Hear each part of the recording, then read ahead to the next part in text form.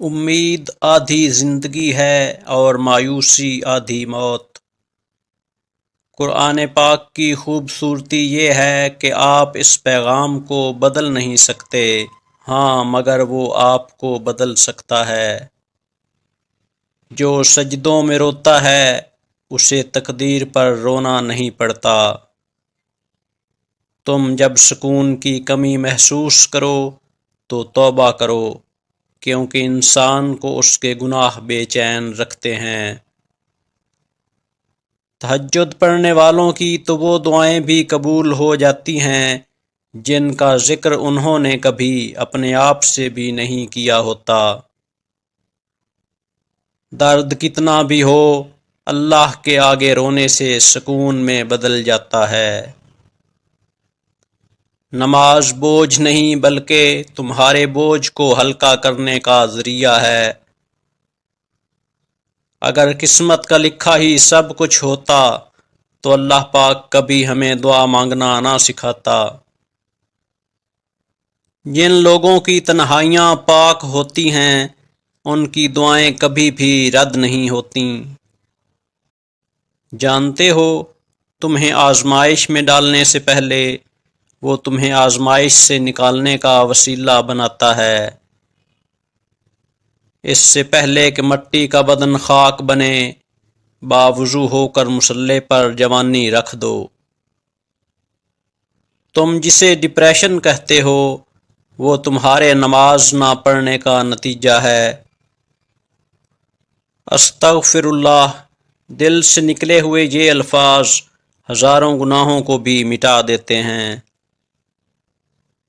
ایک نماز میں اگلی نماز کی توفیق مانگنے سے بہتر کوئی دعا نہیں۔ صبر کے ساتھ اس کے فیصلوں کا انتظار کرو اور بے فکر ہو جاؤ۔ اللہ سے رشتہ اتنا مضبوط کرو کہ تمہیں کسی کے سہارے کی طلب ختم ہو جائے، اور دلوں کا سکون تو اللہ پاک کے ذکر میں ہے۔ کتنی دلچسپ بات ہے نا، سمندروں کا مالک بس ایک آنسو سے محبت کرتا ہے۔ جس نے سکھ میں شکر کا سجدہ ادا کیا اس نے دکھ میں رب کو بہت قریب پایا۔ اللہ کی محبت کا انداز بھی کمال ہے، سب کچھ دے کر کہتا ہے کوئی مانگنے والا؟ اور میرے اللہ کو جوانی کی عبادت بہت پسند ہے۔ آزمائش بھی اللہ کی طرف سے تمہارے صبر کا امتحان ہوتا ہے۔ تقدیر کے لکھے پر شکوہ نہ کیا کریں، آپ اتنے عقل مند نہیں کہ اللہ پاک کے ارادے سمجھ سکیں۔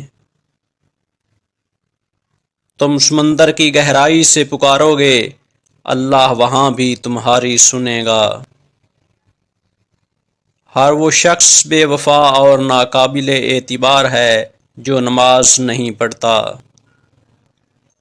جن کا یقین عرش والے پر ہو وہ فرش والوں کی باتوں پر دل چھوٹا نہیں کرتے۔ طویل سجدے آزمائشوں کا دورانیہ مختصر کر دیتے ہیں۔ صرف نماز روزہ کے بدلے جنت نہیں ملتی، مخلوق خدا کا احساس بھی کرنا پڑتا ہے۔ جب دل اداس ہو اور وجہ بھی سمجھ نہ آ رہی ہو تو سورہ رحمان پڑھ لیا کرو، دل کو سکون آ جائے گا۔ دعا کی طاقت کو کبھی کم نہ سمجھیں، تقدیر اور قسمت سے زیادہ طاقت دعا میں ہوتی ہے۔ تم بس اللہ پر یقین رکھو، کیسے ملے گا یہ سوچنا تمہارا کام نہیں۔ کون کہتا ہے خدا نظر نہیں آتا، وہی تو نظر آتا ہے جب کوئی نظر نہیں آتا۔ جس نے دونوں جہانوں کو سمیٹ رکھا ہے وہ تمہیں کیسے بکھرنے دے گا۔